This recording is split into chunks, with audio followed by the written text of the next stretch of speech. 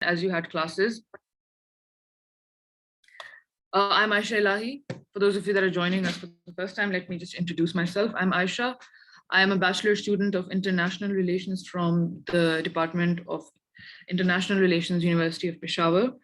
So in our first session, our topic was the discourse on nationalism and religion in Indonesia. First, there was an introductory session in which the Vice Chancellor of the University of Peshawar and the Ambassador of Indonesia to Pakistan, as well as the Deputy Foreign Minister of Information and Public Diplomacy, spoke and gave the introductory remarks. After which there was a presentation on the agenda topic, and then it was followed by a question answer session. For today's session, our topic is Indonesia's experience in democracy. There is going to be a lecture on it, followed by a question and answer session. So just to give a prelude to the topic, by constitution, Indonesia is not an Islamic country. Rather, Indonesians believe that it is democracy that gives prosperity to a nation. But they also believe that Islam and democracy are compatible and mutually reinforcing. But democracies don't just come into existence like that in a jiffy. It is a whole process of building that democracy. So Indonesia has also undergone that process of political experimentation, with the Pancasila-guided democracy continuing to serve as the philosophical foundation for nationhood. Today, we will go through the historical journey of democracy in Indonesia. For that, we have Professor Dr. Firman Noor with us. I will give a brief introduction of our guest speaker. He is a lecturer at the Political Science Department at the Universitas Pembangunan Nasional. That's a new pronunciation for me again. He is also presently a member of the Indonesian Association of Researchers. He did his bachelor's in political science, his master's in Asian studies, and his Ph.D. in social sciences and humanities. He has authored several books and penned numerous national and international journal articles, as well as book sections, recently bagging an award for bestseller book in 2016. His most recent work is Factors Behind the Taliban Victory, published in 2021. He has a whole plethora of achievements in his academic and professional career, having worked in diverse capacities, as researcher, as lecturer, as editor, as consultant, as director, and whatnot. He also has a whole bag of research experience under his belt. So Dr. Firman Noor, you have the floor. The topic for today is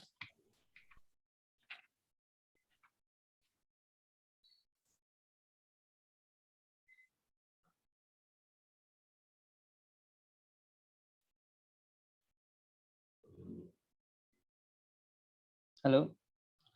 All right. Assalamualaikum warahmatullahi wabarakatuh.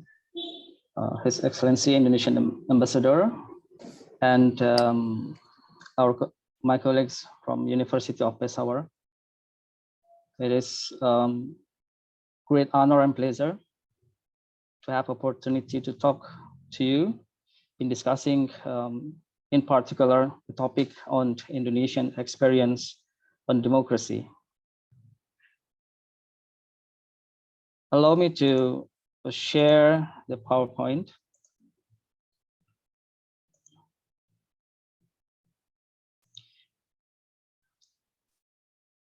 Okay, I divide my presentations into 6 sections. The first is introductions, and then Indonesia and the belief in democracy, democracy from time to time, Indonesia today, lesson learned, and prospects.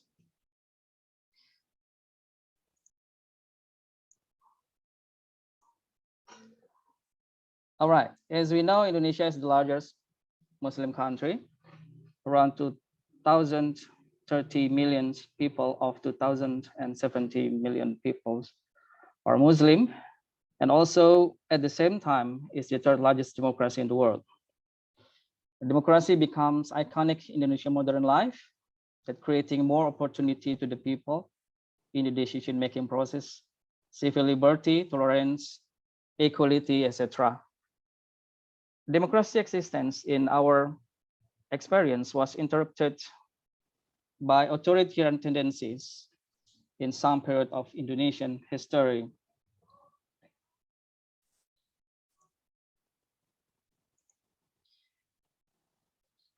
President Sukarno, as one of the Indonesian founding fathers, in his speech before the members of United States Senate in 17th May 1956, shown that the four pillars of Pancasila, as we know Pancasila is the state foundations, or five pillars, words kerakyatan yang dipimpin oleh hikmat kebijaksanaan dalam permusyawaratan perwakilan by using word democracy. So he regard the fourth pillar as a democracy, or in other words, democracy is one of main characteristic of Indonesian country. This statement actually also represents the way our founding fathers feel about the state they want to establish. As the victim of colonialism, our founding fathers believe that in the future, the people of Indonesia must enjoy a new environment in which the people's sovereignty must be the foundation of the state. And the spirit of democracy clearly stated in our constitutions, sorry, not constitution, but constitutions, in Article 2, stated that sovereignty, people's sovereignty is in the hand, sovereignty is in the hands of the people and is implemented according to these constitutions.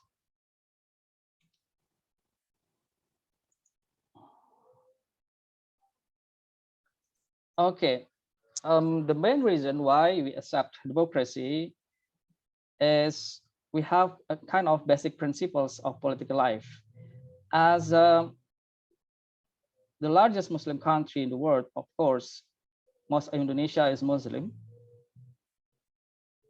And as a Muslim, we believe that Islamic teachings, Quran, Hadith, and etc., provide only the basic principles when dealing with the political matters. So when come to the question which kind of political systems that Indonesians should establish, we don't have any hesitation to go with democracy, since we believe democracy not only in line with the spirit of our struggles, our needs as a nation, but also in line with the Islamic spirits. And also the Islamic teachings are also believed as inspirational concept to respect differences and pluralism, including to live together as one nation and establish compromise with other groups which have different primordial backgrounds. Of course, including Christians, Hindus, Buddhism, and etc. So in general, Indonesian people believe that the differences among them as the historical facts and opportunity for the future. This then becomes one of the main spirits of Indonesian state, Bhinneka Tunggal Ika. This is one of the important spirits in Indonesia, meaning unity in diversity. So of course, as other Muslim countries, we have some minority radical groups, but in general, mainstream Indonesian Muslim believes certain values and attitudes and also thoughts that they actually support the position of Pancasila as a state foundations, not really Islamic values as the state foundation or Islamic law, but Pancasila. It is because we believe that the pillars in Pancasila is actually in line with also the spirit of Islamic values. For instance, the first pillars is belief in one God. So of course, this is a part of Tawhid's legend, which is believed by a Muslim. And also the second pillar, for instance, is humanities is also in line with the Islamic teachings, and social justice and also, and of course, how to create justice for all is a part of Islamic teachings. But basically, we support the position of Pancasila as the state's foundations. And for Indonesian Muslim nation state, Indonesia is final. We don't need to upgrade to the Khilafah. And it is an ideal state model for all Indonesian. And we believe, most of Indonesian Muslim believe in democracy as the most proportional model of government and ideal source for struggle for Muslims, including for Muslim aspirations. And we believe that we should involving in the current political and government system. We believe that our system is something that not cross the Islamic values, and this is very useful. And we regard political party as a logical tools to struggle for their interests.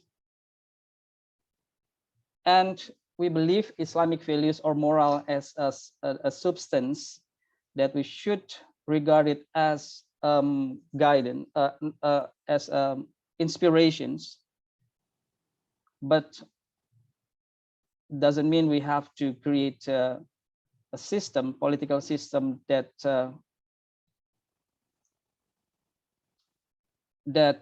based on Islamic Sharia, but it is enough for us to Islamic values. And maintaining, we believe that our duty as citizens is to maintain the existence of nation states and constitutions. This is the perspective of Indonesian Muslim, majority is Indonesian Muslims. And as a whole, main characteristics of Indonesian people in regard to democracy is we believe that democracy should be implemented and there must be the only game in town.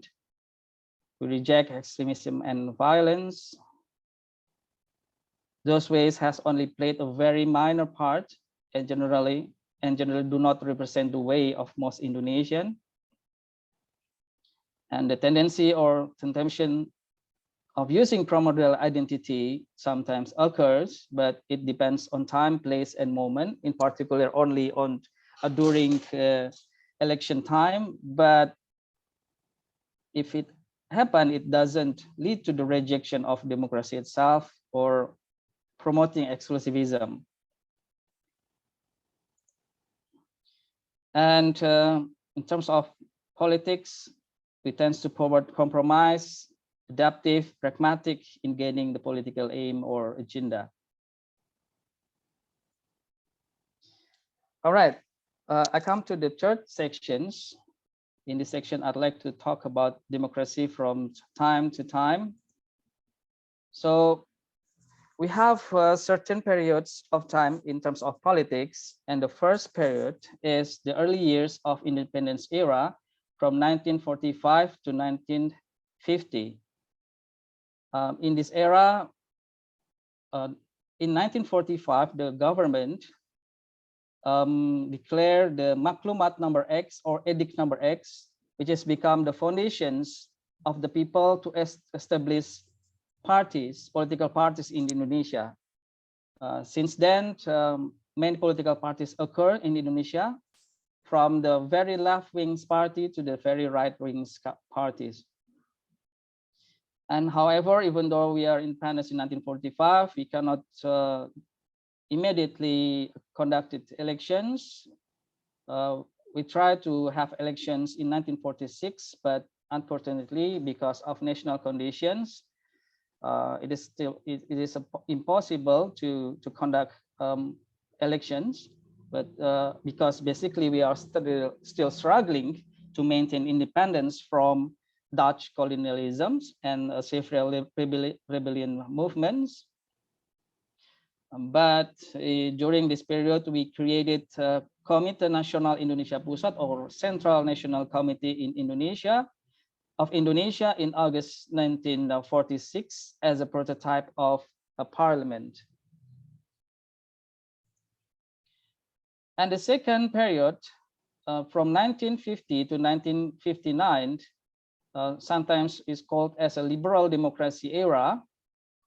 The first election was held in 1945 to elect parliament member of parliament and a member of constitution body. There were 172 election contestants, and during this period there was several disputes on the state foundations between the Islamic groups versus Pancasila groups. Islamic groups consist of Islamic parties that wanted to establish Indonesia with Islamic values versus Pancasila that want to establish Indonesia based on Pancasila values. Big four parties as a result of 1955 election is the Indonesian Nationalist Party, gained 22.3% of votes. The second is Indonesia Muslim Consultative Assembly Party, gained 20.9%. And the third was Ulama Awakening Party, 18.4%, and Indonesia Communist Parties, 15.4%.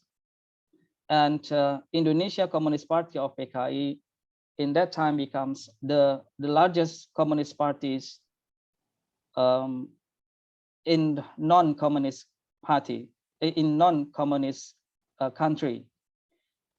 And even people believe that actually Indonesia is PKI or Indonesian Communist Party was the third largest parties in the world after Soviet Communist Party and China Communist Party.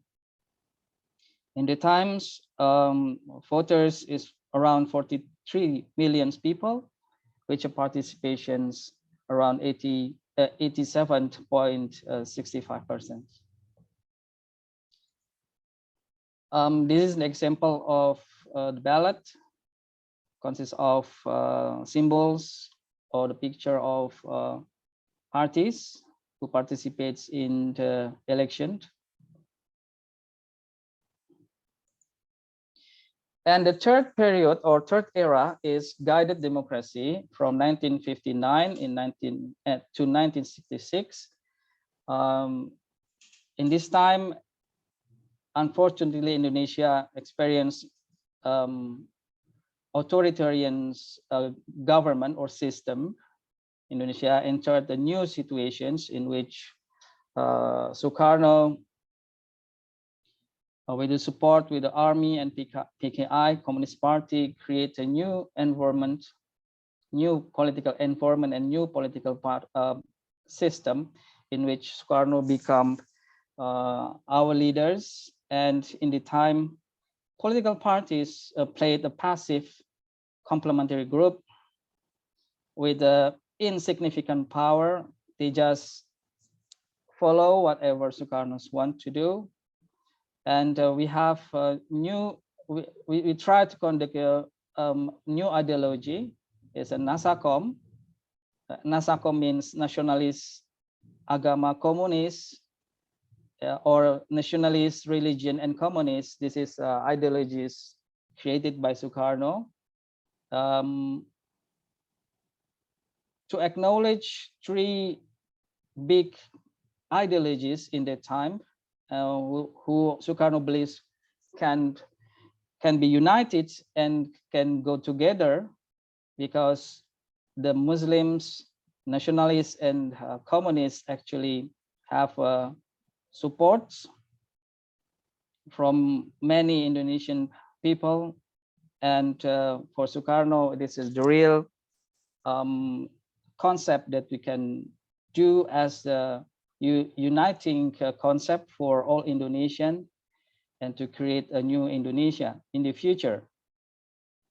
Also in that time, Masyumi, the second largest party, and the largest Islamic party in the time was banned by Sukarno, and also Indonesia Socialist Party and All People Constitutive Party. These three famous parties were banned by Sukarno government because the government regard those parties is too critical to the government. And during that time, from 1959 to 1966, there's no election.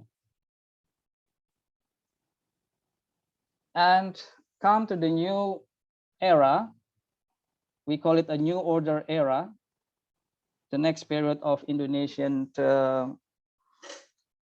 political era. During this era, there were 6 elections. And since 1977, there were only 3 parties eligible to join elections. Before, in 1975, we have 10 parties, but then government pushed those parties to make a fusions.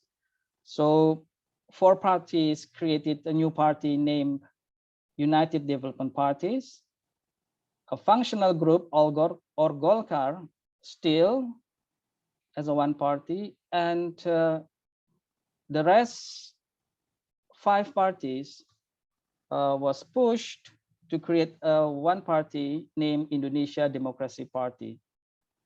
So this is actually the aspirations of the regime, not the people.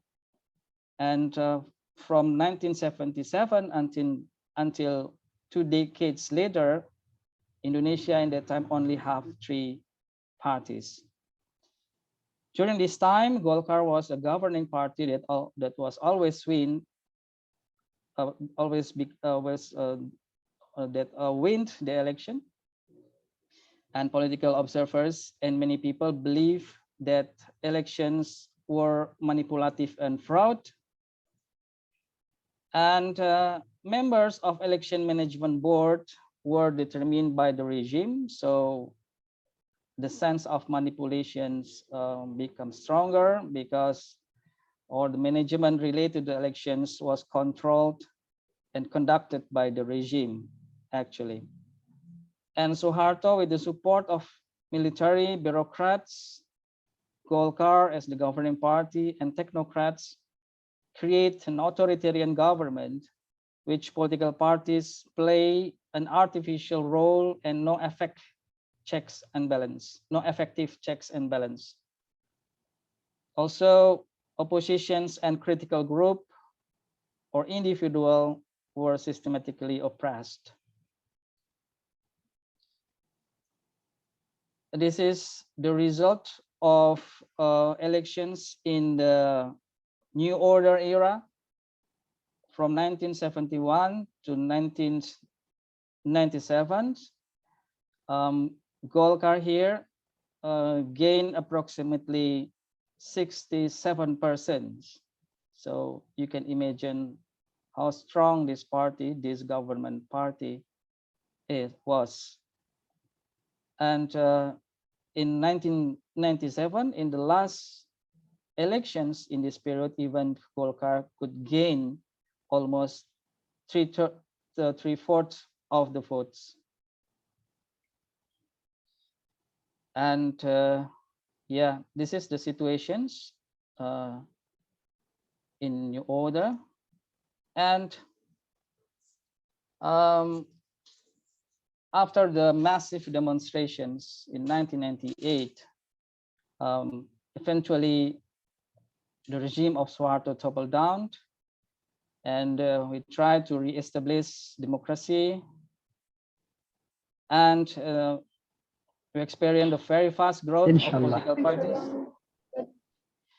Some people note that it's around 184 parties created in the time, even though only 48 parties that were eligible to join elections. And at the time, no more political prisoners. And we try to conduct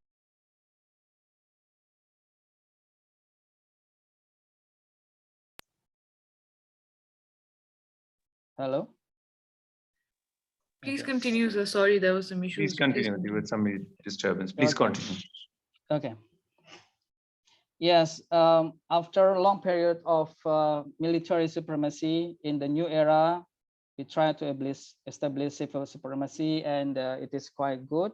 It still works until today, and also in this time, we also try to holding decentralizations or local autonomy, to give local people authority to maintain their daily life and their rights, and to increase their quality of life based on the local wisdoms and local aspirations or interest. And freedom of speech is conducted. We enjoy freedom of press. In 1999, we conduct the first elections in the reform era, and in general was regarded as a free and fair elections. The second free and fair elections after 1955 elections. And for the first times in the Indonesia experienced direct presidential elections held in 2004. And also we conduct direct local government head elections in 2005, and the establishment of commissions of corruption eradications, KPK, and etc. And this is the result of elections in the reform era from 1999 to 2019. We believe that even though we are the largest Muslim countries, but from time to time, from 1999 to 2019, nationalist parties always be the champion of the elections. You can see the Indonesian Democracy Party struggle, or PDIP, become 3 times winners, and Golkar also gained the power in 2004, but after that, yeah, the votes decreased gradually. And a surprising moment in 2009 when a quite new party, Democrat, led by President Susilo Bambang Yudhoyono, gained 150 chairs in our parliament and become the winner in that time. But after that, yeah, the conditions of this party become not as good as in 2009. And for Islamic parties like a PPP, PKB, PAN, PBB, and PKS is also as a medium party. But yeah, this is we can say this is the important parties now, because under new regulations, only party who gained 4% votes that can join the parliaments. Actually, we have more than 9 parties since 2009, but new regulation made other parties who are not eligible to gain the parliamentary threshold could not join the parliament. So this is the parties that exist in parliament now.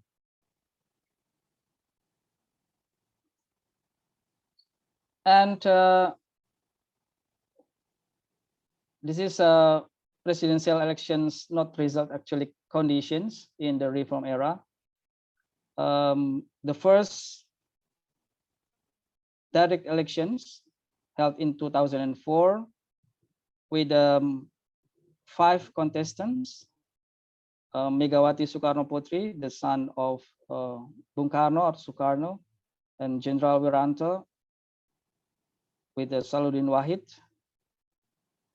the brother of Gus Dur, Abdurrahman Wahid, and Amin Rais, Siswono Yudohosodo, Susilo Bambang Yudhoyono, and Yusuf Kala, and Hamzah Has, Agung Gumelar.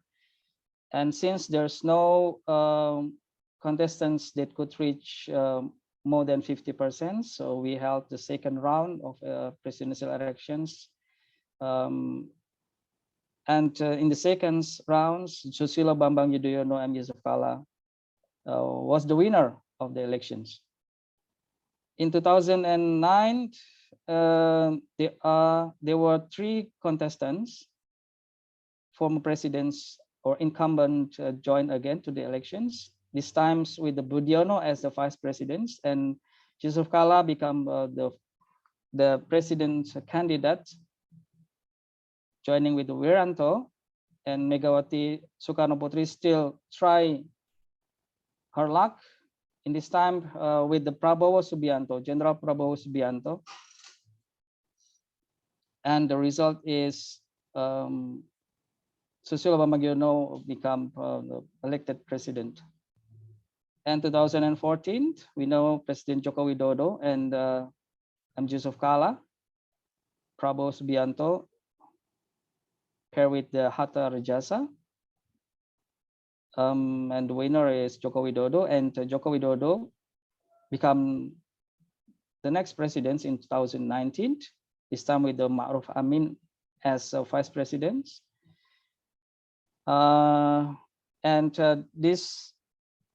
This side is party supporters of each contestant. What I want to share here, why I bold and italic these parties, to show that during the president elections, Islamic parties actually could go hand in hand with the Nationalist Party to support presidents, and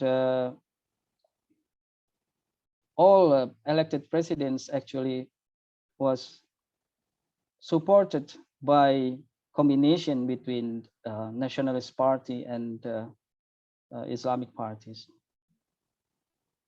It indicates that how we used to collaborate in politics.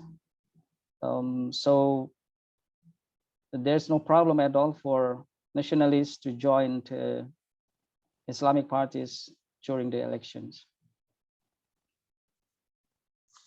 Now, in the next part, I'd like to share the situations in Indonesian democracy today, which is maybe not really a good news.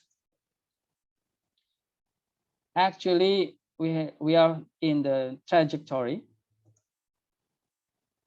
As we know that democracy has globally experienced both its ups and downs, sustained by Samuel Huntington's study, suggesting that the fluctuating tendencies in the development of democracy are inevitable. It also happened in Indonesia. And after the fall of Suharto administrations, democracy has been relatively practiced by engaging with numerous aspects. However, the development of the democracy quality in Indonesia has been embattled by various parties as well as political observers, demonstrating different opinions. So on the one hand, some observers believe that democracy as practiced in Indonesia has been on its desirable track.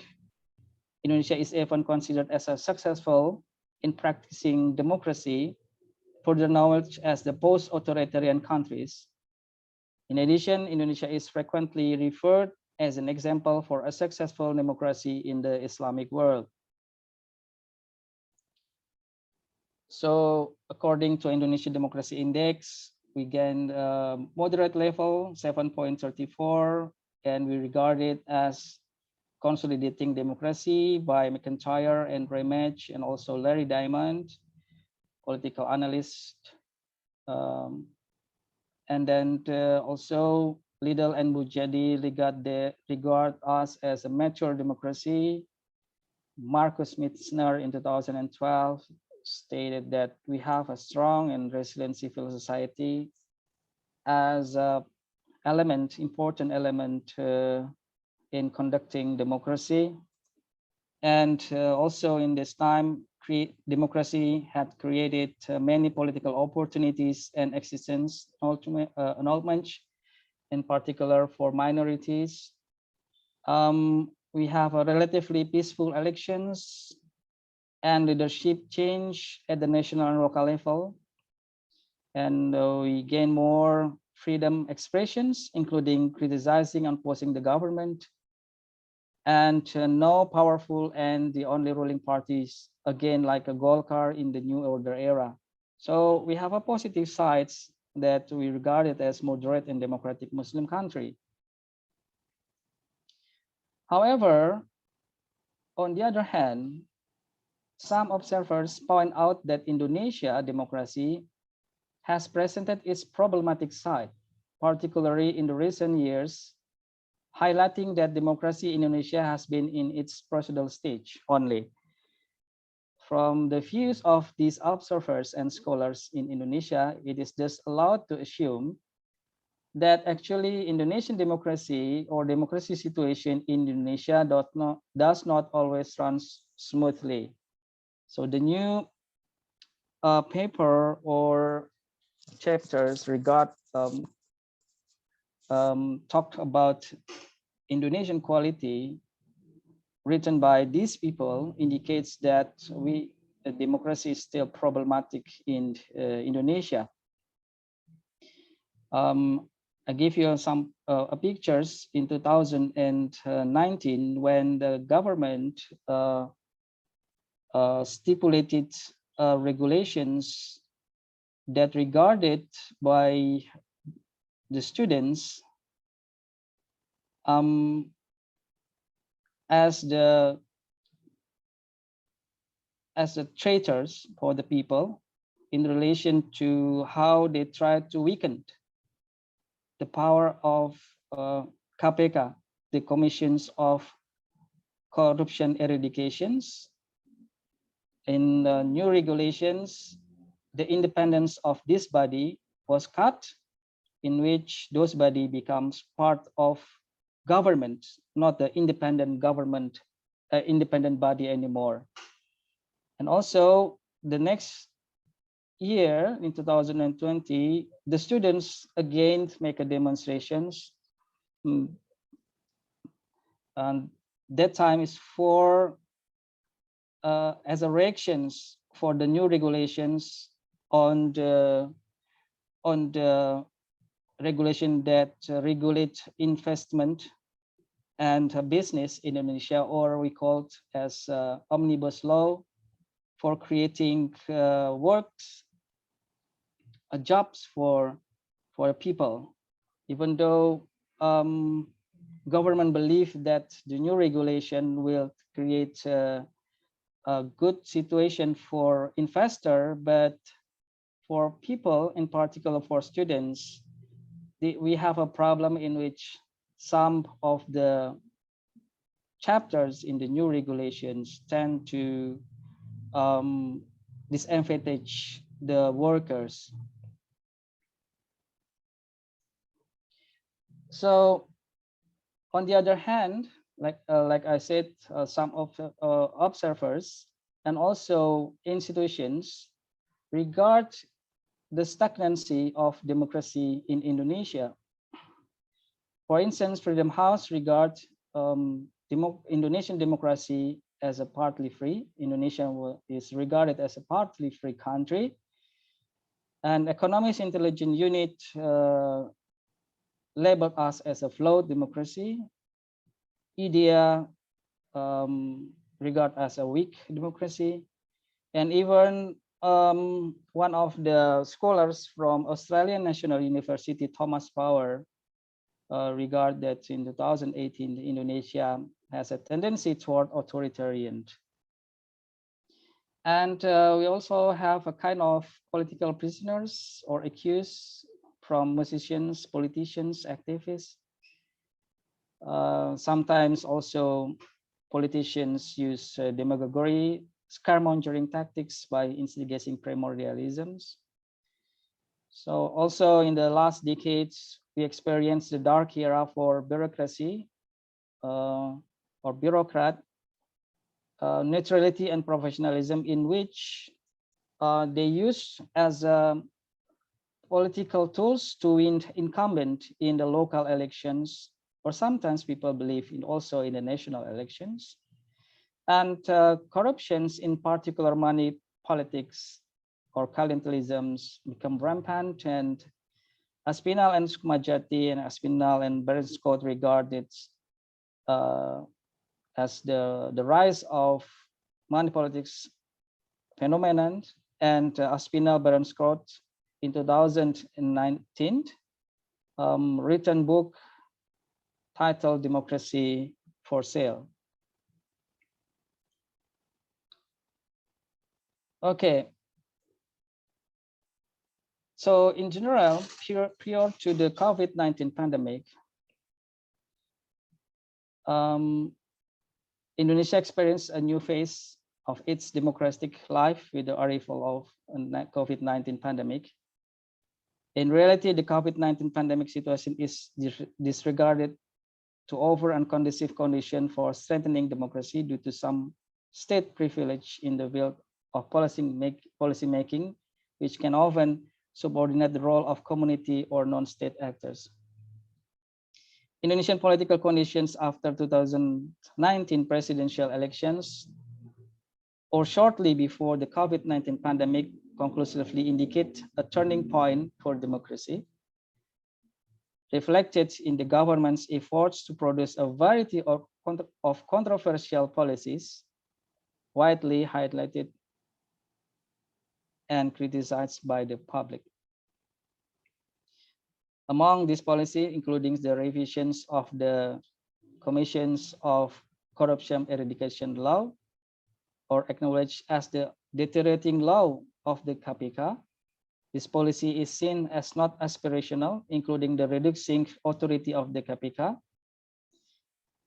And the tendency of elitism was evident from the moment at the end of Jokowi's administrations. It is not anticipated that the result of the Kompas Research and Development Survey. Kompas is one of the largest or famous newspaper in Indonesia that released in October 2014, depict that the level of public satisfaction with the government reduced to 80.8%. However, in the last survey, people satisfactions to government increased around 70. I give you the result of survey or no index from Freedom House. As we can see from 2014, the status of Indonesian democracy is partly free. It means not really democratic.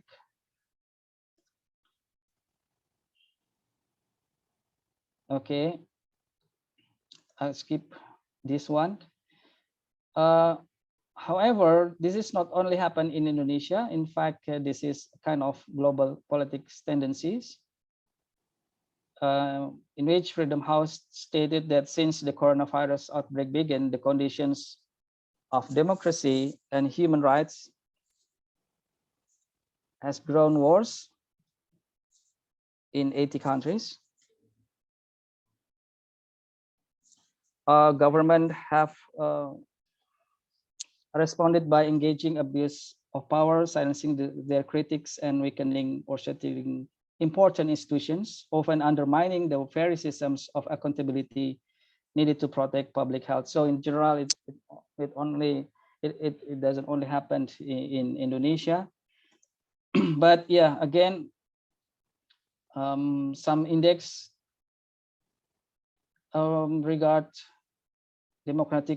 democracy situations in Indonesia is not really in a good manner, in which according to Freedom House, yeah, partly free, even though Indonesia is still at the top in Southeast Asian country in terms of quality of democracy, but actually its category is partly free. And then Economics Intelligence Unit regard us as flawed democracy. In 2021, actually, we improve our democracy. And the last point is, according to Economics Intelligence Unit, is 6.71 in 2021, but still under category of flawed democracy. In 2021, Indonesia is better compared to Malaysia and Philippines. And according to IDEA, Indonesia is still in the weak or low performance.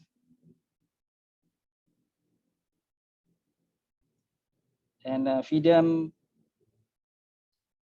the score is between 0.4 and 0.5. So it's still in the middle, not really bad, but not really good as well.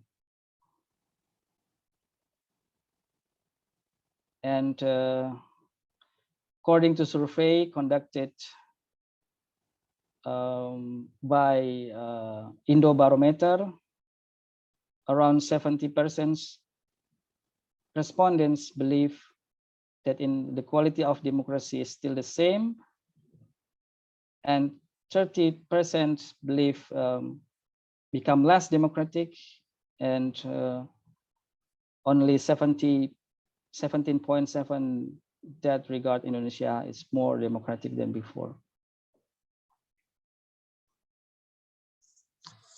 All right, as the last part of my presentation is we talk about lesson learned. So what it happened, the first is the need to improve quality of party institutionalizations, in which actually our party have a big problem, in which the tendency of elitism in party increase, and internal democracy in many parties is decrease, and party tends to be individual tools, in particular as a tools for the chairman of the party. And also the current situations or environment, or political environment in Indonesia is gloomy, because there was a politizations of identity, partial bureaucracy, permissiveness, media biased, clientelism, negative patron client. And also we have quite weak political educations that makes people ignorance on what should they do, because it seems that no institutions that really think that political educations for people matters.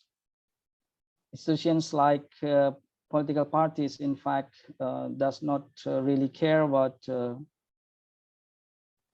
to strengthen political education for the people. And also unsupportive regulations, in which we need actually regulation that can make parties become more independent in terms of financial things. We also need some regulations to be cut, since it creates situations that really vulnerable for high cost politics. As we know that there's a regulations in Indonesian election right now that named as presidential threshold, in which people can be eligible to be nominate as long as he or she can gain support from parties, which the number is around 25% chairs in parliament, or 20% votes for the people. This is quite impossible unless you have to make a collaborations or coalitions.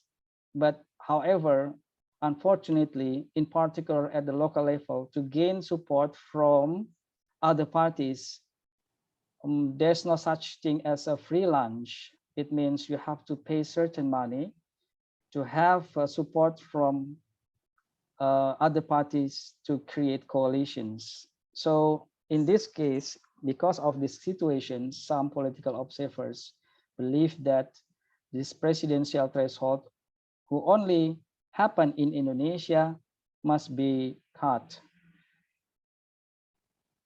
As long as these regulations continued, as long as also high cost politics happened, and in these situations, oligarchs will take advantage, and money politics will always be part of these activities.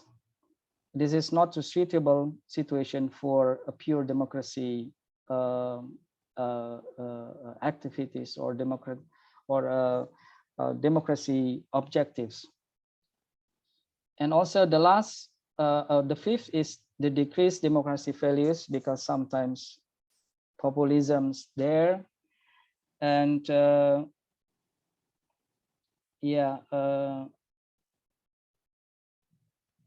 the tendency of abuse of power, including using state apparatus to conquer oppositions, also there. And then why also happened? Because our elite, it seems, not really care about the situation. As you know, actually, we have already problem with our democracy since 2014.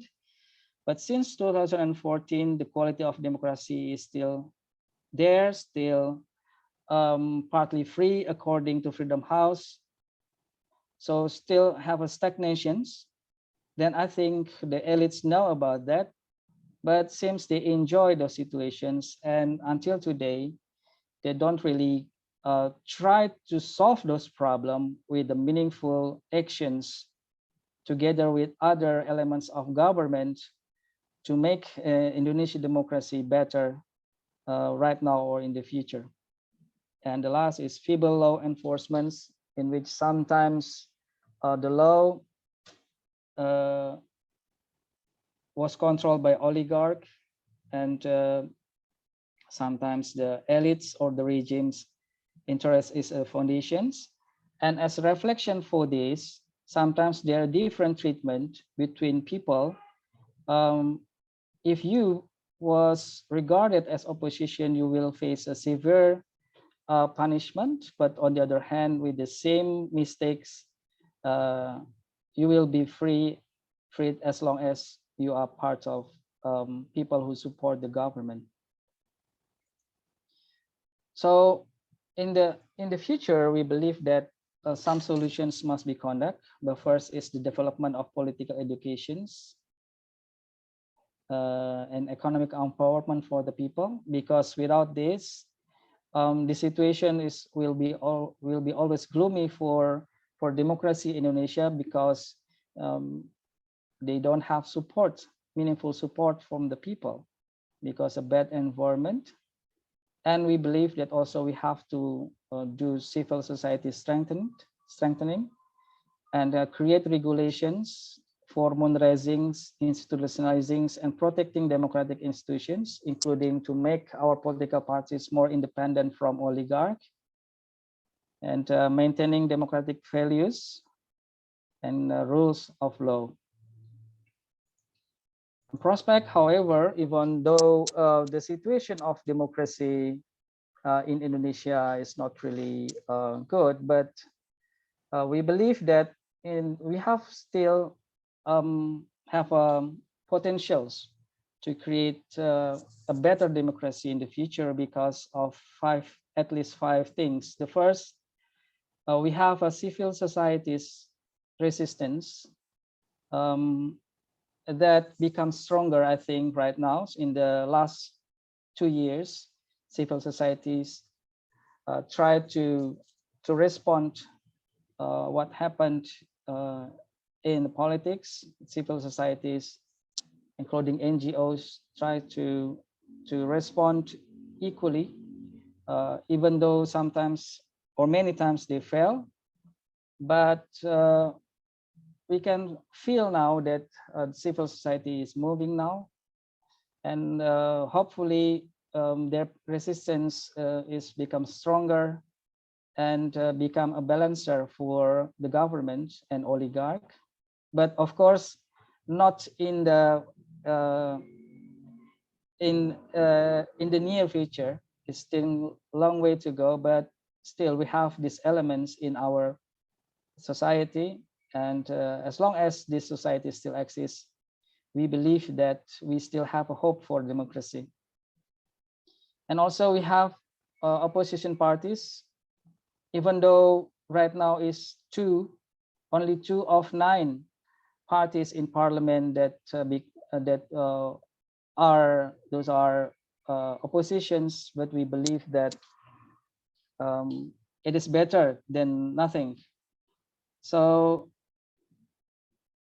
yeah, with the kind of this party, we believe that we still have potential elements to create checks and balances in the future.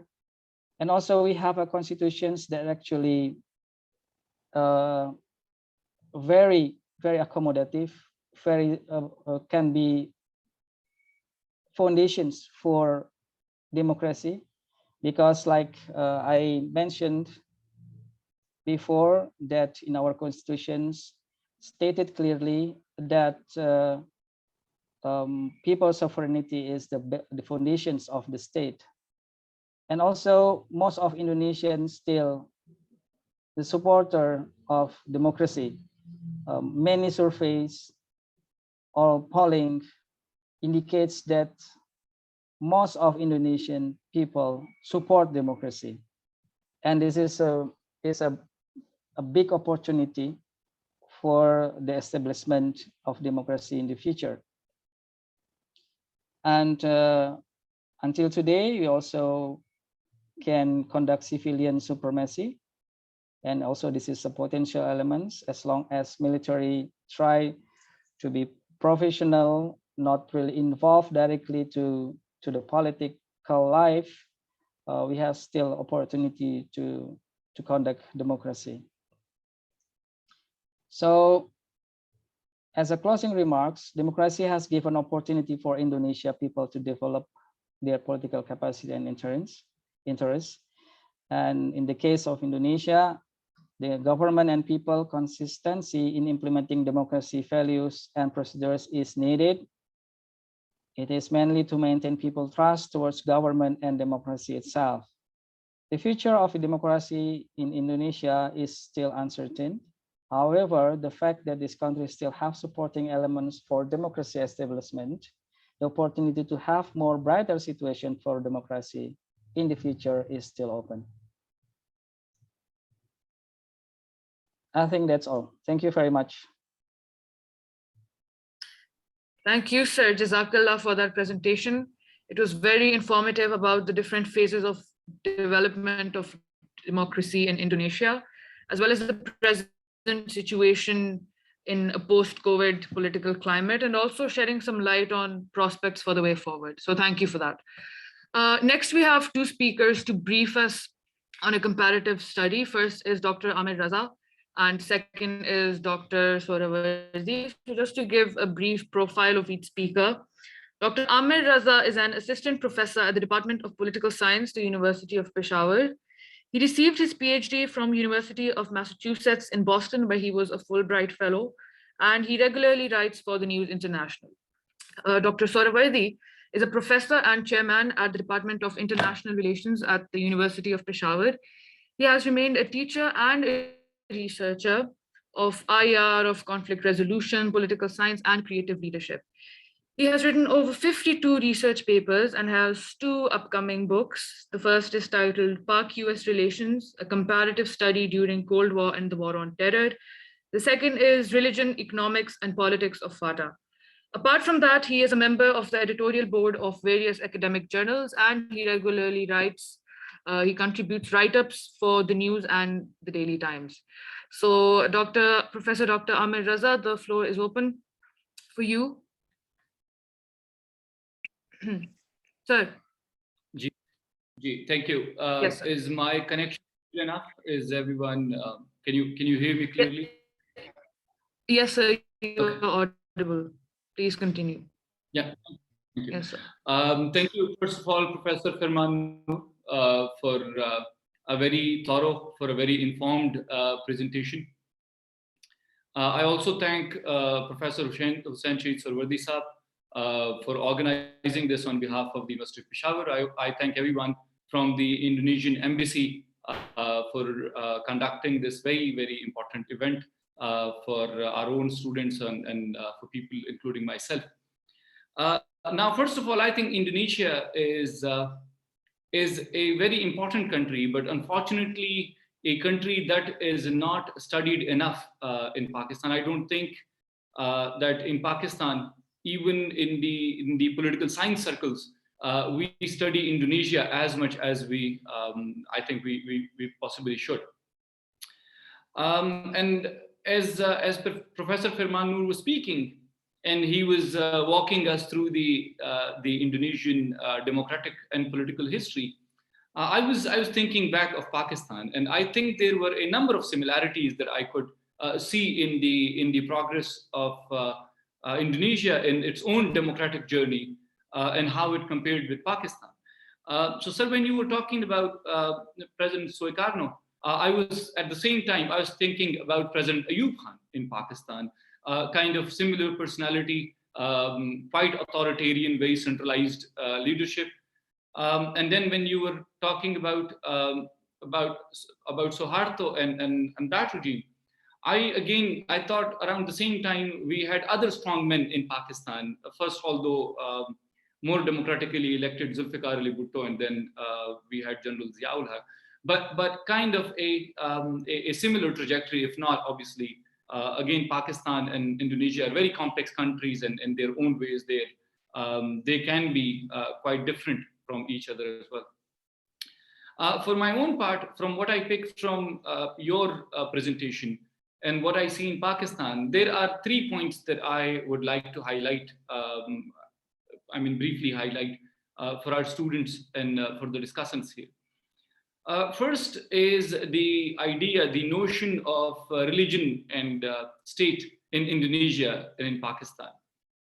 Now, this obviously because Pakistan was created in the name of Islam, and the Islamic identity became very central to the creation of Pakistan, and it became very central to the nature of the state in Pakistan. Now, that identity of Pakistan, and I had been saying this to my students here recently, that although religion initially was a marker of identity for the Pakistani people, over time we entered a stage where religion in some ways became an instrument of the state policy. So a period that often in Pakistan is called the period of Islamization, where state drove religion, where state instrumentalized religion, and it started to organize society on more religious underpinnings, or at least that was the understanding of the state at the time. And then recently, I think what we've entered in Pakistan is a period where now the society has become more religious, and now the society is making demands on the state. And although, again, I think Indonesia also, because Indonesia has a much greater population of minorities than Pakistan does. I think in terms of percentage, Indonesia has many more Christians and Hindus than Pakistan does. Indonesia, I think, and also maybe for cultural reason, but Indonesia tend to be more pluralistic than Pakistan in how it views religion. And now with your lecture, it became apparent to me that the advantage that Indonesia has over Pakistan is that Indonesia sees democracy as an extension of Islam rather than as a competing system, which unfortunately in Pakistan we sometimes tend to do. We sometimes see, unfortunate as it is, not the country as a whole, but some groups in Pakistan tend to see democracy as something which competes with and is different from Islam. So I think in that sense, Indonesia provides us a good example, although I also know that Indonesia has had recent challenges with religion and state. Without going into too much detail, I read about the incident with the Jakarta's mayor Ahok, and how he ran into trouble again with issues surrounding religion, which I think is quite similar to what we are facing in Pakistan.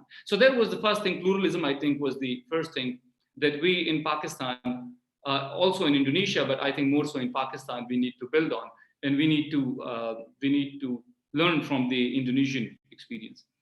The other thing, and I think the Pakistani students who are sitting here, they would know this, that Pakistan is, as we speak, as of today, Pakistan is facing growing political instability on account of the multi-party system that we have, and because of the changing loyalties that are taking place in the Pakistani parliament, like I said, as we speak, which has then resulted in a constitutional crisis in the country.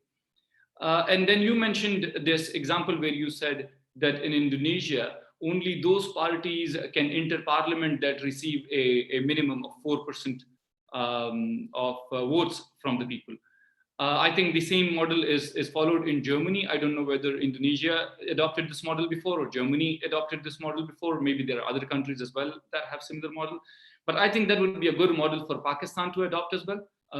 That would eliminate smaller parties that maybe win 1 or 2 seats in the parliament and then cause instability in the parliament through their own, what you might call, in political science terms, you might call them defections, or in more colloquial terms, you might call it horse trading. So I think that's something that I think the students of political science and policymakers in Pakistan should think about, how we can deal with the political difference and with multipolarity in Pakistan.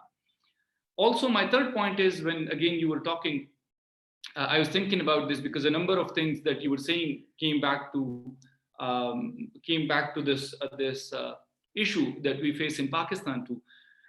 When you said that the Indonesian political culture is one based on clientelism and patronage.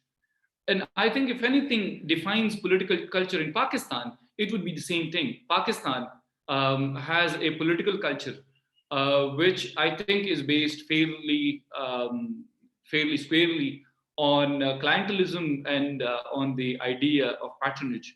And again, this calls for collaboration between Indonesian scholars and Pakistani scholars, between Pakistani political scientists and students of IR and the Indonesian students of political science and IR.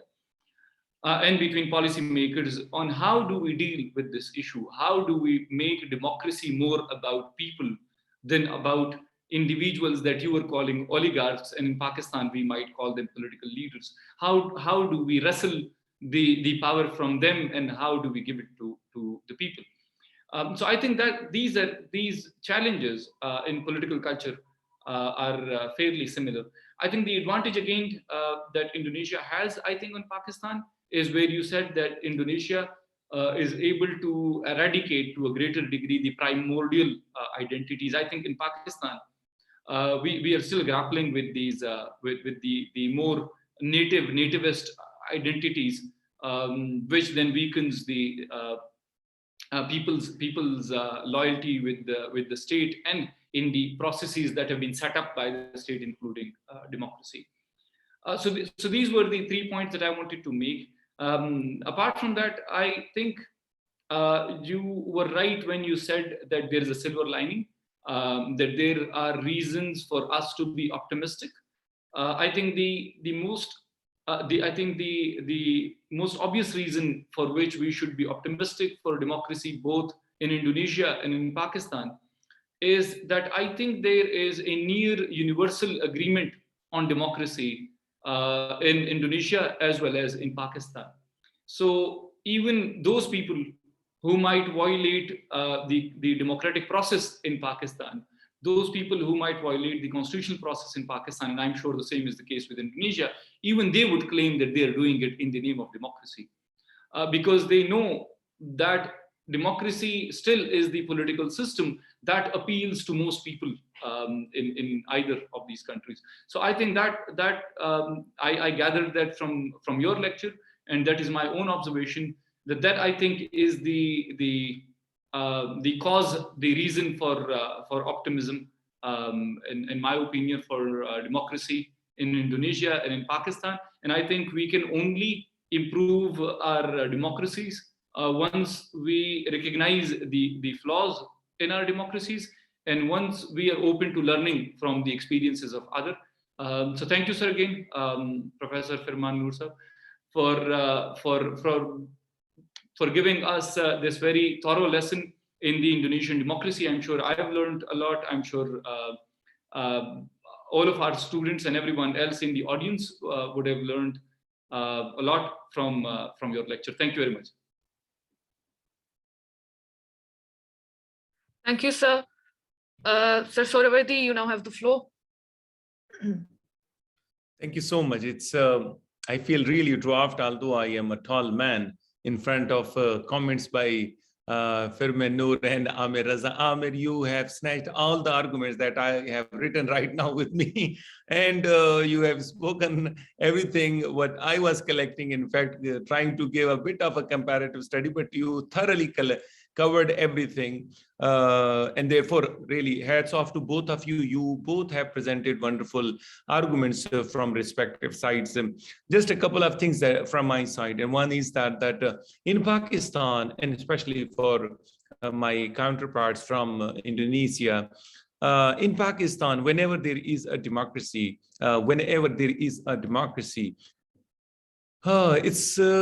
it's like guided democracy. And when it is dictatorship, which means martial law, then that martial law is in the name of democracy. And we have a different shapes of democracy. And I'm quite sure our Indonesian fellow, Professor Firman Noor, must be enjoying it now. Because in dictatorship, there is always a democracy. And that democracy has a different shape and name. So let me start from Ayub Khan. Ayub Khan was the one who had given the wonderful concept of basic democracy. He said that you don't know about democracy. Let me, as a military officer, teach you what is democracy. And he said that it's a basic democracy. And he started from local bodies, government, and then he thought that 80,000 local councillors will then elect the president. And in this way, we experienced for the first time presidential form of government in Pakistan, as you people experienced in 1990s, as just you mentioned before in your presentation, Firman. And so this was the basic democracy. Then rule changes, and our next dictator comes in 1980s. Ayub Khan was, as Reza just mentioned, Ayub Khan, and it was 50s and 60s, and then it is 1980s that General Zia comes, and then General Zia changes the name of the democracy, and he says that probably you people all before me were wrong, and democracy is actually Islamic democracy. So he brought religion into democracy, and he said that it is Islamic democracy that is more important. So one was basic democracy, and then the second one was Islamic democracy. Remember one very important thing, and that is that they are dictators. They should run the country as per their whim and wish. But imagine, even dictators need democracy tag to run their government. And the third one was very recently when General Musharraf comes into power, and he speaks a different version of democracy. And the people who, in fact, research on democracy, like Amir, Reza, and Firman, Noor, I'm quite sure you people must be in a state of shock, thinking that democracies have different names and we don't know that. And the military dictators in Pakistan are giving you that. General Musharraf came and he said that it's real democracy. So one was basic democracy, other was Islamic democracy, and the third one was real democracy. And then real democracy is experienced in Pakistan. So what you just mentioned before in your presentation, Firman, the guided democracy. In Pakistan, we have numerous times guided democracy. And even sometimes our democratic setup is so fragile and feeble that a non-elected man, he comes right in between political parties and he resolves the problem. And we are expecting in the recent days, once again, someone non-elected will come in between them and then he will tell everyone, okay, hush up, let me give you the solution to democratic right now crisis in Pakistan.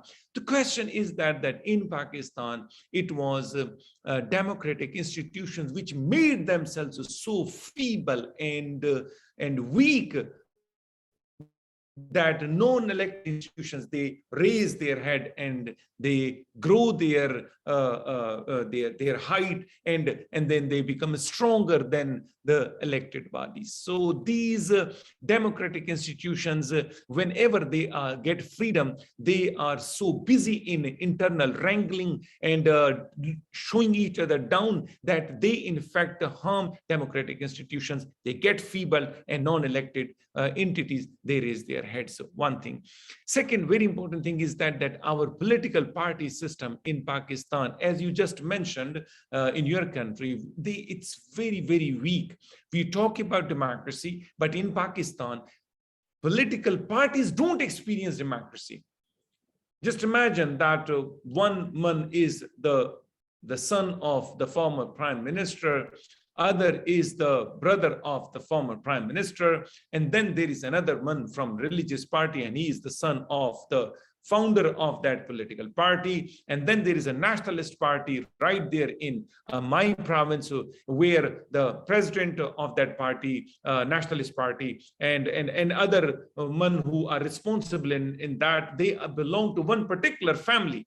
Even right now, a few days back, there was an election in the central government as well as in Punjab government, and two candidates for the chief ministership of Punjab and for premiership were belonging to one family.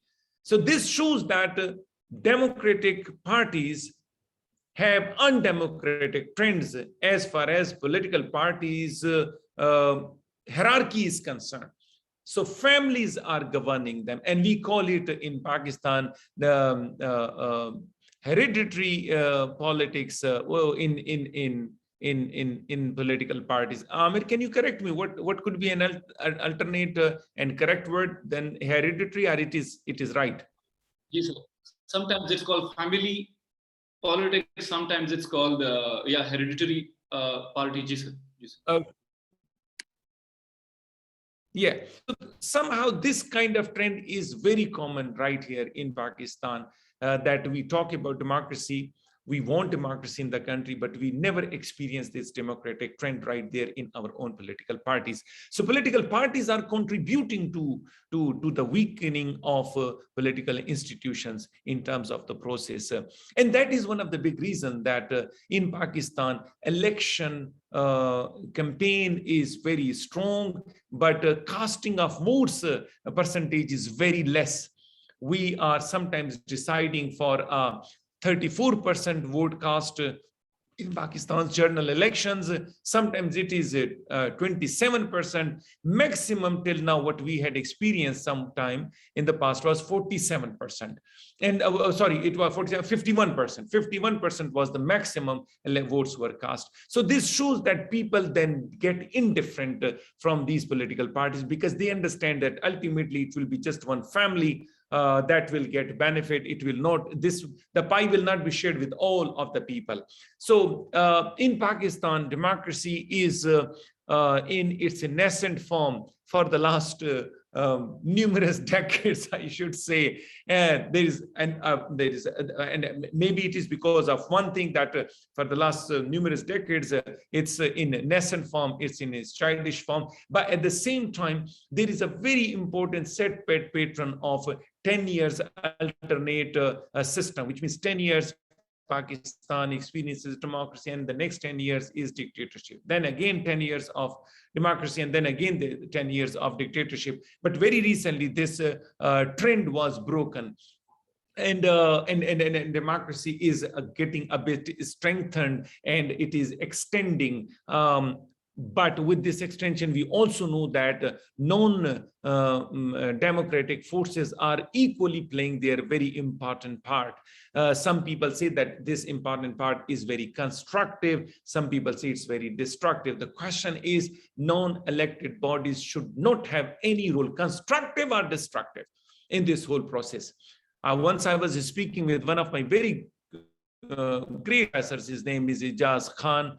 So I spoke with him and I asked, and this I'm telling you almost 6, 7, 8 years back, I spoke with him and I asked, what is the solution to democracy? Because in Pakistan, things are getting rotten. And his answer was that if democracy fails, the solution to failed democracy is give it more democracy. So that was very interesting that he had answered me, and it is so interesting that it is now quotable that I'm quoting here, that he said that when democracy fails, solution is give it more democracy so that it may stand up on its own feet.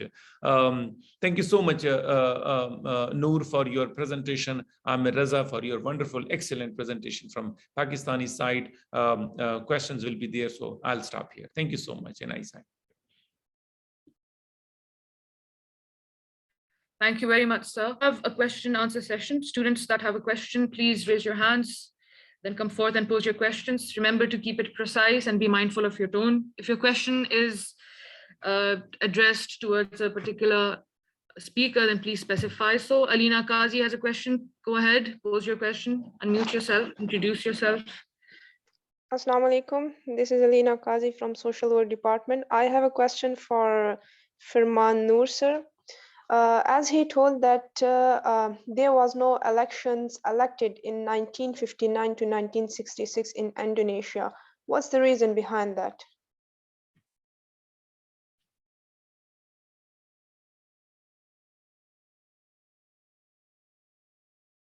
Should I answer directly right now? Yes, sir, go ahead, go ahead. You may answer. Yeah, there are some reasons, but the main reasons because President Sukarno did a thing that he need help from the political parties or approval from political parties. In fact, he sees that the parliament is useless because they tend to make Indonesia become instable and experience in instability rather than to become stronger. As the person who found this country, Sukarno has a dream to have a strong country that led to people to more prosperous and to more have a acknowledgement from the world. But because he sees that liberal democracy, he said that create instability and filled by the sense of a Western thought of democracy, he then jumped to the conclusions that we have to make our own democracy, and he named as a guided democracy, and in which he becomes a father of the rest of the people. He also he sometimes name himself as your father. Amir is your father. So as a father, of course, he regard others is less capable to him, and in particular political parties. And for that reasons, he doesn't see that he has to provide opportunity for the parties to join with him to manage the country, to govern the people. So many failures, according to Sukarno, in the times that make him doesn't believe of the presence of parties or the parliament. So yeah, and also he has a certain agendas that wants to conduct it soon, and sometimes this agenda, of course, doesn't need people to have a comprehensive understanding, because he wants to do it quickly, including in response to the establishment of Malaysia as a new country. which according to Sukarno was established by colonialists and imperialists, namely United Kingdom and USA. For these reasons, again, Sukarno doesn't see that he needs a partner. He just needs a military as a partner to discuss things related for his big agenda, to be a leader of regional regional leader in the Southeast Asia, and yeah, and then he just, but he keep the parties there because he also believed that the party has a supporter, and he needs still a support from the people. So he cannot ban all the parties, but he just give a little proportion for the party to join decision-making process. I think that's the reason. Thank you so much, sir. But I have another question as well. Okay. Right. Okay, so why Indonesian, why the nationalist parties in Indonesia always be the winner of election? Why not other Islamic parties, although Indonesia is a Muslim country? Yes, that's a very interesting part. About Indonesia, that's why Indonesia cannot be a Pakistan. It is very different. And if you learned about Indonesia, there's a book called The Religion of Java, written by Clifford Geertz. One of the main conclusions of this book stated that actually Indonesia have three kind of streams. There are three main streams in Indonesian people in dealing with the politics. The first is a group of Muslims. The second is the groups of noblemen, and which is believe in Islam, but not really practice the Islamic values. And the third is the same like the noblemen, but this last group is for the ordinary people. And at the political life, the first group, Muslim groups, became the supporter of Islamic parties, and the second group become the supporter of nationalist parties, and the last group becomes a supporter of communist parties. And that's why communist parties actually exist in Indonesia before the New Order era, and become the largest parties, communist parties, outside the Union Soviet and China, because according to Clifford Geertz, the roots of the communists actually in Indonesia, and it is reflect how Indonesia actually accept Islam. There are certain groups that accept totally and believe in Islam as a total system that can be used as a foundation for politics and in fact the state, but others accept it with different ways. And also majority of Indonesian people is also people who believe in their customs. Like Japanese people, they sometimes very proud with Japanese values, and when dealing with the Islam, sometimes they make a syncretist or try to make a synthesis between Islam and their customs. And those people quite in terms of politics quite big. That's why Sukarno has a concept of Nasakom, nationalists, religions, and communists, as basic concepts of one of his thoughts. He created these concepts during 1920s, when he is still young, but he realized that there are three main political groups in Indonesia, and he wrote about the concept of nationalists, religions, and communists. And yeah, the result of election actually reflect what happened in Indonesia, and it again show us that Islam as religions indeed accepted as a majority, but in terms of political and social life, they use other perspective rather than only Islam in dealing with these problems. Thank you, sir, and thank you, Alina, for your question. Zulkifil Hassan, you're up next. Please pose your question to the panel of speakers. My question is directed towards Firman. Yeah. I wanted to ask, Indonesia is the biggest democratic country and society of Muslim world, which has been dubbed as a role model of Arab Spring, MENA monarchies and Islamic popularism. Having said this, what do you think are the emerging faulty lines in your democratic system or model? I'm sorry, emerging of what? Emergence of faulty lines in your democratic system or model. What is faulty line? Emergence of new problems in your democratic system or model. Yeah, I think the problem is quite the same. There are two problems in our political life right now. The same. The first is the same like you. We have a big problem with our political parties.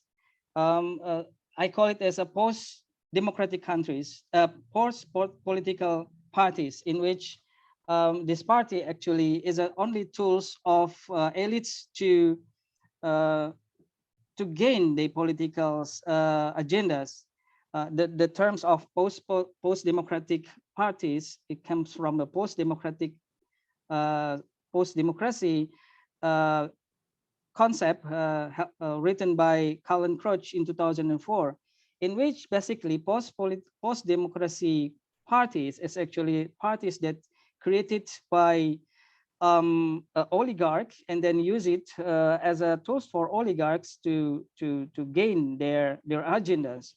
And then even though maybe this party was not exactly created by the oligarch, but they cannot escape from the oligarch because the political cost of Indonesians is very, very high. So they need oligarch to support them. And in this situation, sometimes they create a member of parliaments who actually doesn't in line with the interests of the people. Even they hijack democracy by using democratic tools, using elections, using parties to support their exclusive agendas. This is reflected by the current policies that indicates that people doesn't want or doesn't need that kind of policies, but it is even they make a demonstration for that, but these elites, this member of parliament still do it, and then it happens many times in the last time. So yeah, we have a problem with our political parties, and also sometimes there's a political dynasty in our political parties in which the parents give way to their kids to lead the parties. It happens in some parties right now in Indonesia. So because of these situations, we can see easily that the quality of democracy soon will be very deteriorated with these situations. And in fact, 6 of the 10 of member of parliaments in Indonesia right now is actually the owner of big business in Indonesia. They are conglomerates. They are tycoons that control mines and other things. Oil and anything that now they become a member of parliaments. So in the first the first years of reform era, they just watch what happened, but now they are joined the parliament. In the first decade, the first years of reform era, they may just to facilitate political cadres or member of parliament, but right now there's not only facilitated, but also they are become the member of parliament. So in this situation, sometimes they bring their own interests to be policies of the country. So again, the bottom line is we have a problem in the political parties. And the second problem, unfortunately, I have to say that we have leaders that doesn't really that don't really care about the establishment of truly democratic system in Indonesia. Like I said, we have problems in our democracy since 10 years ago, but there's no significant solutions for the situations.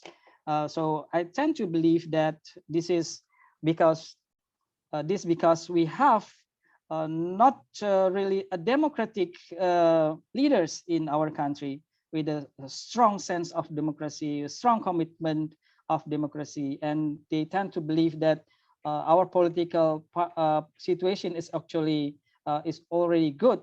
But in fact, as a democracy observers like me, we believe that this situation is more than is less than okay.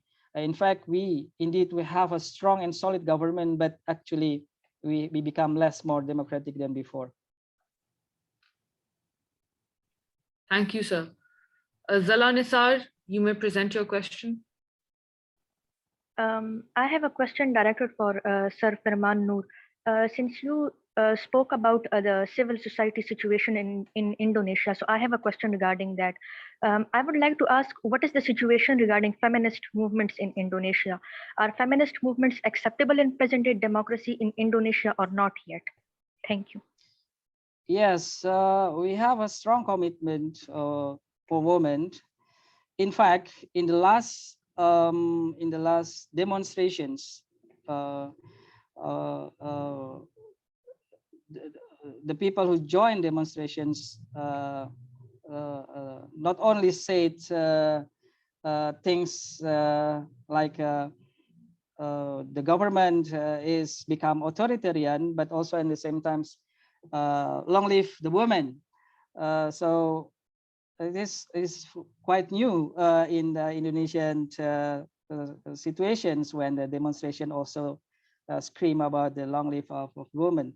But we have a very strong caucus for women politicians in parliament. We also the NGO that related to women's rights also getting stronger and getting solid. And we have regulations that 1/3 of the candidates for member of parliaments in one party must be a woman, at least 1/3.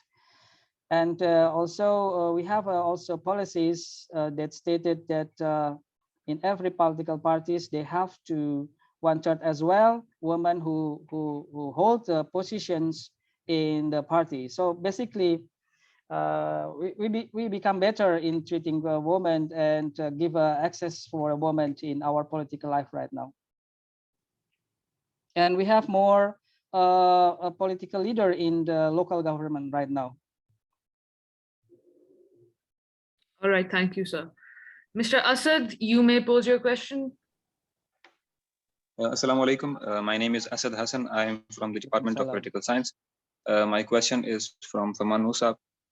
As you mentioned, sir, about Indonesia's diverse and multi-ethnic nature, with Islam as its major and predominant religion. And right after that, just like Dr. Amir have wonderfully analyzed and explained some points by stating the least, if not maximum, similarities between the struggle for democracy between Pakistan and Indonesia.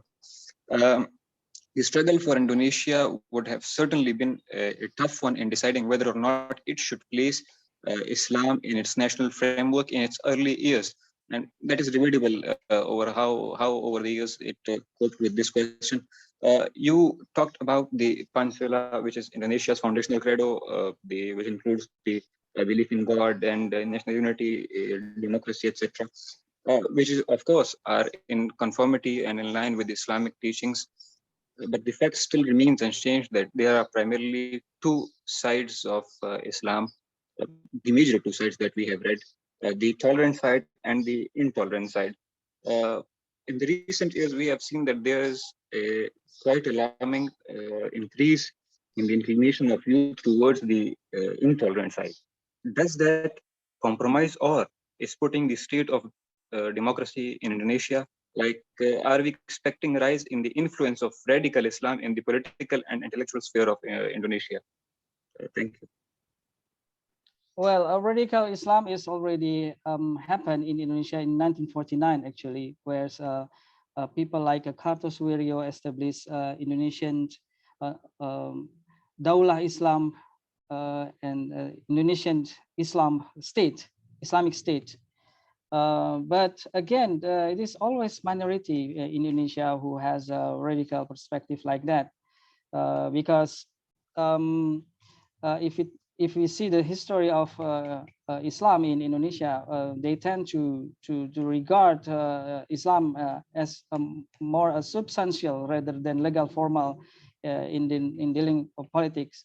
The Nahdlatul Ulama or Ulama Awakening in Indonesia, as the largest Islamic organizations, always believe that Indonesia is a very suitable kind of state for a Muslim in Indonesia, then which cannot be replaced by any kind of shape of a state. They believe Indonesia is a final form that very suitable for Muslim in Indonesia, because they believe that tolerance and respect, pluralism is a part of Islamic values. And also the second largest Islamic organization, Muhammadiyah, also have a same perspectives about the role of Islam in politics and also in the state formations. And so with these largest Islamic organizations, which represents the think or the idea of the majority of Muslim in Indonesia. Actually there's a little change for radicals groups to really exist in Indonesia, because we grew up with the very moderate roots of Islam's and understandings of Islamic teachings, which is actually still strong, and for me it's getting stronger right now. So Indonesian future will be like Turkey, but more religion than Turkey. We were not purely secular like Turkey, but indeed we respect more substance of Islam rather than Islam as a legal formal tools to create a state based on the Islamic Sharia. All right, thank you, sir. Alina Kazi. Sir, I have another question. Why the Indonesian democracy is in problematic side and why don't run smoothly? As you mentioned before that the democratic leaders in Indonesia are not that much good. Is it the only reason that the democracy of Indonesia is going in problematic side? Yeah, because right now we have political parties that hijacked by oligarch, and then we don't have any until today at least strong figures, national figures who really have a commitment to establish democracy. Maybe after 2024, several Indonesian people really hope that the new leader of our country will be the leader who has a strong commitment to democracy. If we have those kind of leaders and supported by the majority of people, we believe that democracy will come and will rise easily than before. We have a problem right now because again parties is very weak, and national leadership doesn't really have a strong commitment to democracy. But hopefully, in the next elections, we have a new figures, and we believe we have that can fix all the problems of our democracy right now. All right.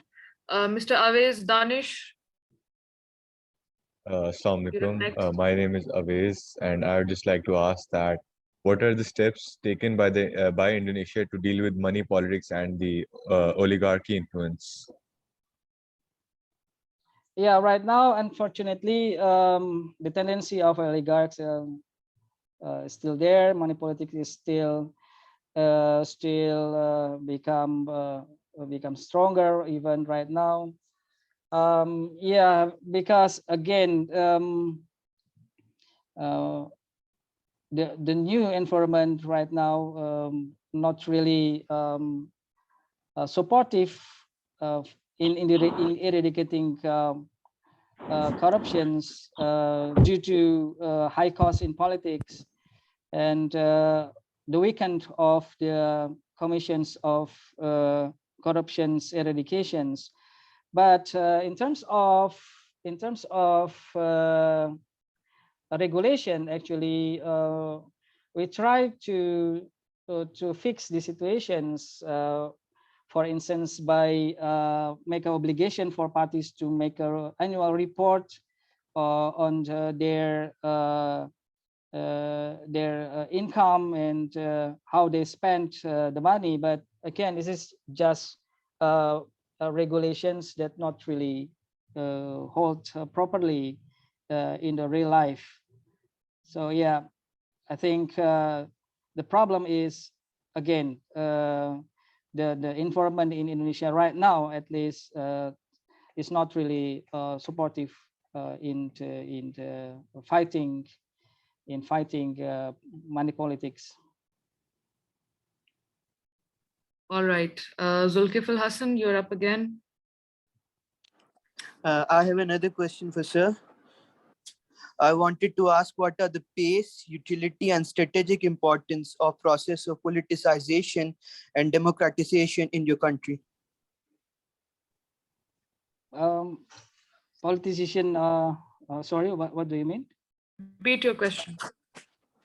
Repeat your I question. wanted to ask what are the pace, utility, and strategic importance of process of politicization and democratization in your country?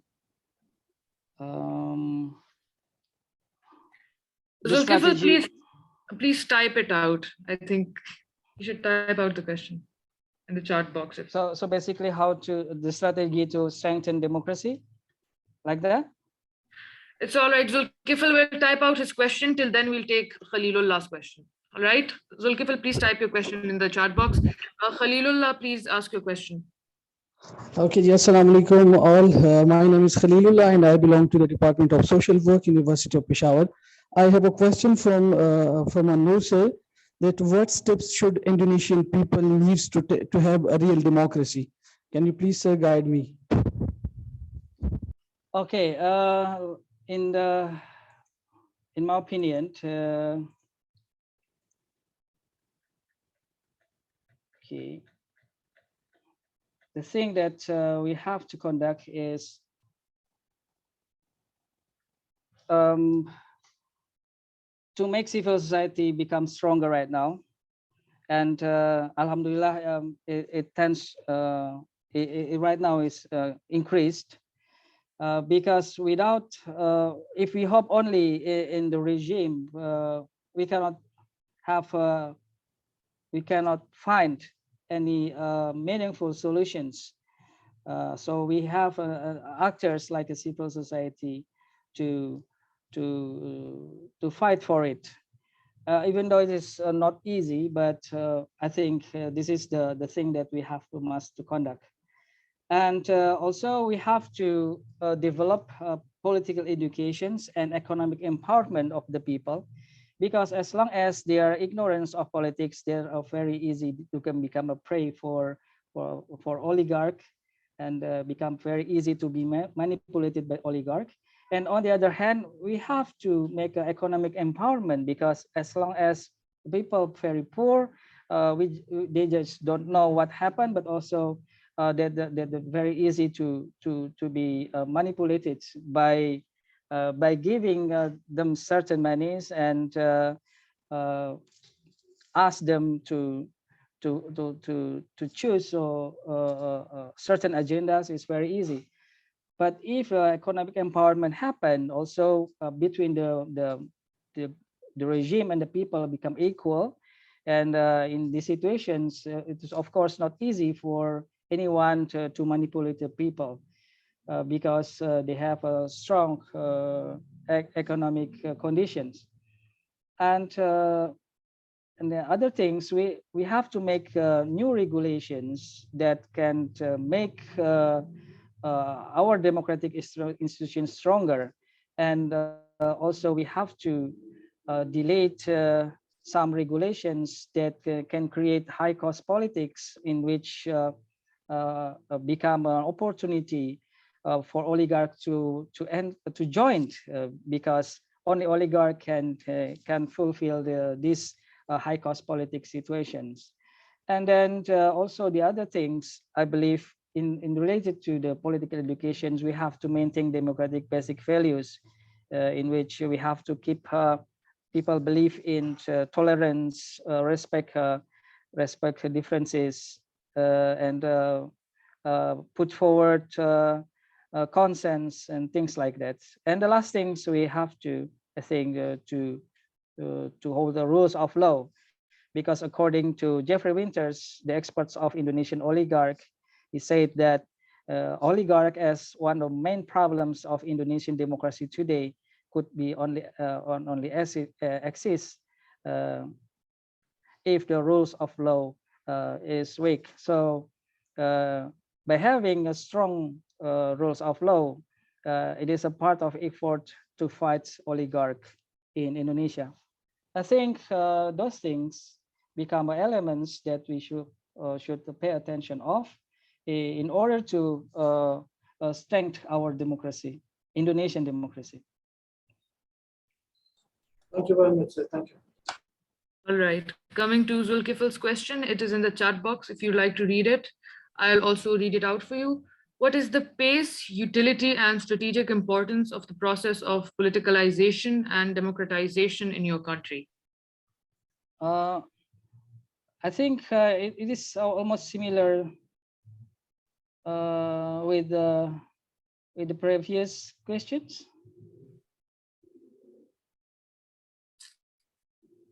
Or all right, are there any more questions? Students, Yeah. please raise your hands. Would you like to answer, sir?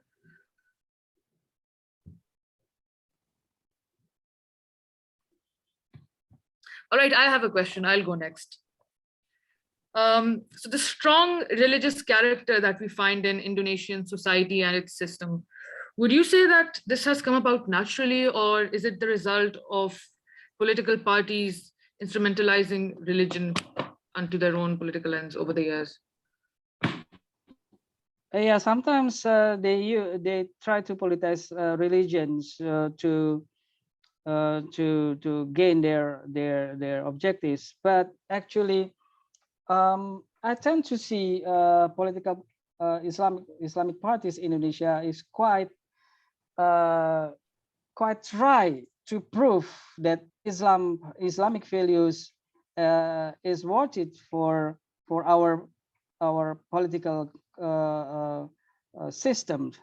So it is not only how to attract attentions of the majority of the people, but also I can feel that they try sincerely to some extent to prove that Islamic values is good enough for the people. So yeah,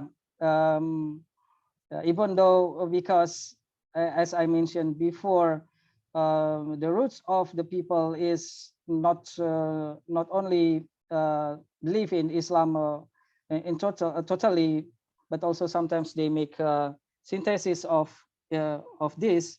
Yeah, sometimes people doesn't really follow what political Islamic parties try to prove to the people.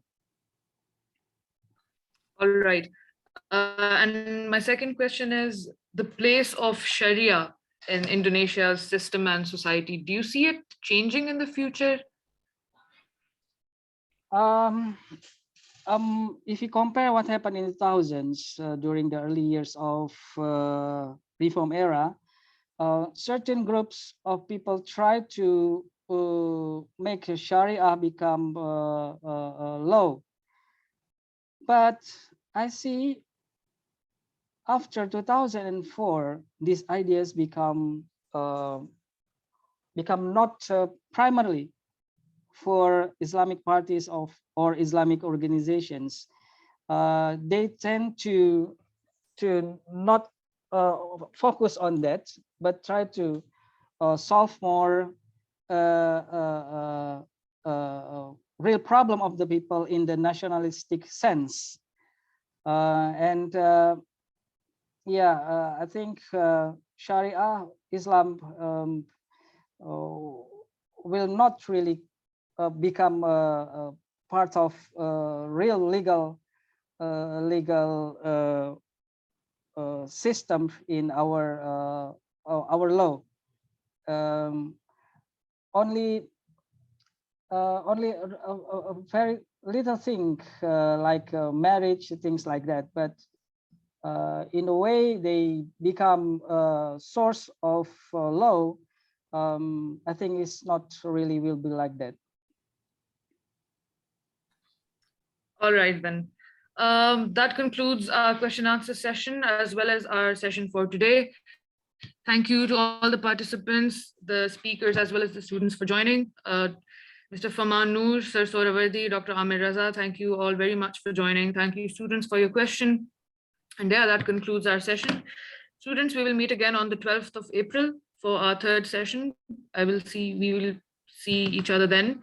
And yeah, you may now leave the session. You may leave the meeting.